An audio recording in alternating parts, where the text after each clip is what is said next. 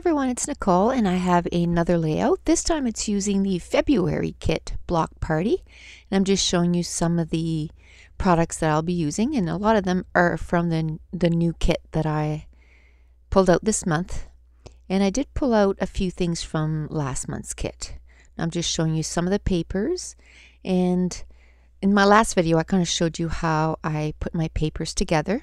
So I had put those two green papers, but then I wanted something to contrast, so I did grab that embossed red paper, which I really like. It's probably one of my favorites.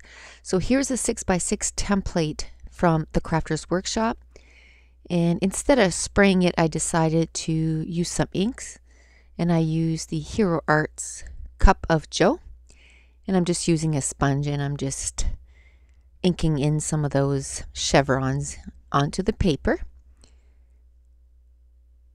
And now I'm going to start gluing down my photos. And I'm just going to mat them on this green cardstock. Now I don't know if it came in the kit or if it was the add-on paper that you could, or cardstock that you could purchase for that month. I mean, we're April and this was February, so it was a couple months ago, so I don't really remember. So at this point, I'm not really sure what I wanted to do. I knew I had that green and that red paper, so I did cut a couple of strips, and then from then I was, decided that I would make a second background for the photos, but with strips of pattern paper.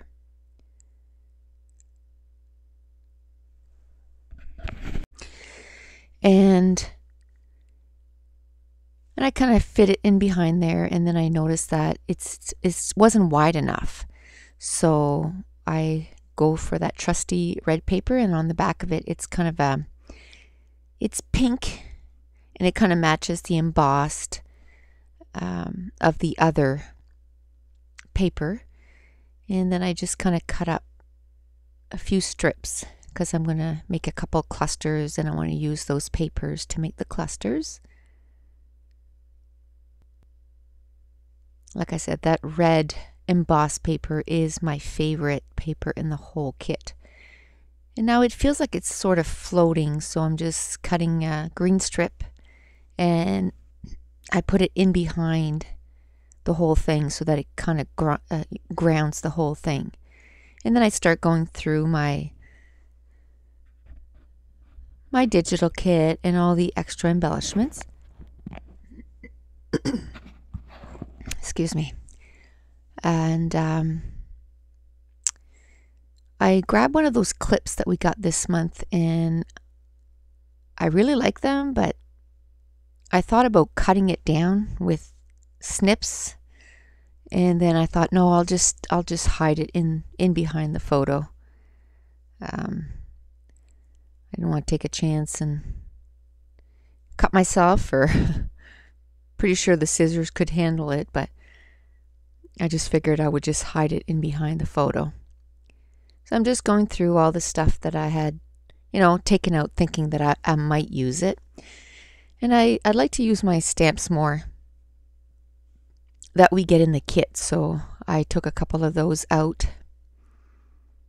and I'm going to ink them up. And this was actually, I think it was like 1:30 in the morning.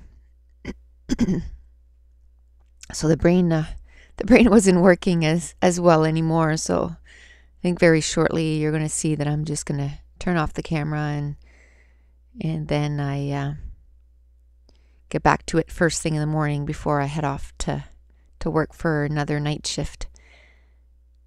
So at that point I just couldn't think of anything else. I'm gonna spell out the title and the pictures of my son. We had gone apple picking, and we had picked their apples and put them in bags and kind of just left them in the orchard in between the trees. And then we started taking family pictures, and all of a sudden I look through the trees, and here comes my son with all the bags of apple. So I said, here comes my little workhorse. He was concerned that we had left our apples behind and that someone would take them, so he went and got them. And it was a pretty heavy load. So I'm gonna use that stamp that we got in the kit, and I always stamp it off first. And I don't know if you can tell there off to the side, it didn't stamp well at all. So I'm gonna clean off the stamp with some paper towel or some baby wipes. And then at this point, I'm looking for an eraser, a white eraser, and I go over the whole surface and sort of just erase it. And then I clean it off again, and then dry it up, and then ink it up again.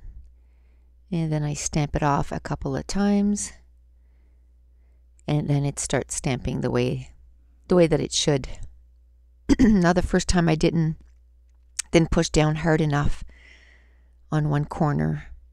I find the stamps that are the hardest to stamp is the one that are full like that, but the Hero Arts ink is really good as long as you can get like a whole, like, no, some of them you see splotches that won't fill in, but as long as you have inked down on the whole surface, it will smooth out and look really good. That's the first time that I see an ink do that, so I really like the Hero Arts midtones. I have all the Jenny Bolin inks too, but I find they don't stamp stamps very well. They're always blotchy, but I do like the colors to add colors to, you know, your letter stickers or anything like that. I just don't like them for stamping. So at this point, I had made little marks on my paper with my pencil to make sure that I kind of kept the same spot that I had. At this point, I noticed that my ATG gun was just about empty, so I thought I'd start using my glue so I wouldn't have to change my ATG gun in the middle of the recording. And then I figured at one point I'm going to use it again, thinking, well, I'll just at least finish it up and then I'll change it after I turn off the camera. And then I end up running out of ATG almost instantly. And then I'm going to start gluing everything down. I put a bit of glue in behind the photo, just sort of down the center so that I can, again, tuck things in behind the photos. So I'm going to start gluing my clusters down. And that little asterisk, I really like it, but I didn't like the red coming through because it wasn't a complete color. Like there's some light pink and red, so it didn't turn out very well. So I just took my ink pad and kind of smooshed it on the vanilla cardstock, and then took a 3/4 inch circle punch and punched it out, and then I stuck it in behind the clip so that you could see brown in behind. And then I decide on using that arrow, or it looks like little triangles, but it points like it is an arrow. And again, I'm going to use the Cup of Joe ink, and I'm going to stamp it at the top left and also at the bottom right.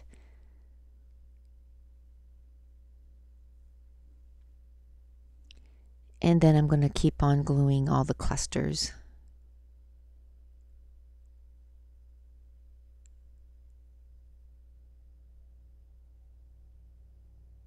I did take a few of the labels from I believe it was last month or the month before's digital kit, and cut those apart so that I could have them at each cluster. And now I'm looking for my foam tape, and I don't know if you saw in one of my hauls, but I bought the humongous roll of foam tape. So I figured I better start using it, or, you know, I'll have it around forever. I'm sure it's going to last a long time. It's a pretty big roll. I can't remember how many feet. I think it's like 72 feet of foam tape or something like that. And watch for a scrapbook haul video. Probably today's Monday the 15th, probably tomorrow, and I have a funny little story about that. And then I'm going to also use the foam tape in behind the flare, the heart. And the foam tape, what I like, it's not very thick, so if you don't want it to be raised up, it's perfect. But with the flare button, I just wanted two to make sure that it would stick onto the page. So I just put 2 layers. And now I'm going to start working at the top right cluster to the top. And I'm just gluing everything down with my quick dry adhesive. I believe at this point I'm looking for some enamel dots maybe. Or no, I went to get the title. So I'm not really sure where I want to put the title. I keep going in between the top and the bottom. So I just put it aside for a few minutes while I'm thinking. So I take out the washi tape that we got. I believe it was in December maybe. It's a craft washi tape. It's really nice. So I end up ripping it in half and sticking it to the top and the bottom of that green strip that I put as something that would ground the whole layout. So I put it on both sides. And then I decide to put some too where I was going to put the title, so then the title felt like it had a home to sit and not just was floating at the top of the page. I think if I were to name this, I would probably call it my little workhorse, but the page is done and it's in an album, so I don't like to take them out again and work on them again. Once it's done, just kind of move on and go from there. So then here I add some enamel dots. Like I said, so I added some enamel dots, and then I'm going to glue down my arrows. And then at this point, I want to add some Mr. Huey Glimmer Mist, and the 2 colors are Hot Diggity and Garden. And I'm going to spread them between my 3 clusters. And they're the newer colors that came in, the Sun Drifter and Here and There collection from Studio Calico last month. So this is it. This is my completed page, and I will show some still clips of the page at the end. Thanks for watching. Bye.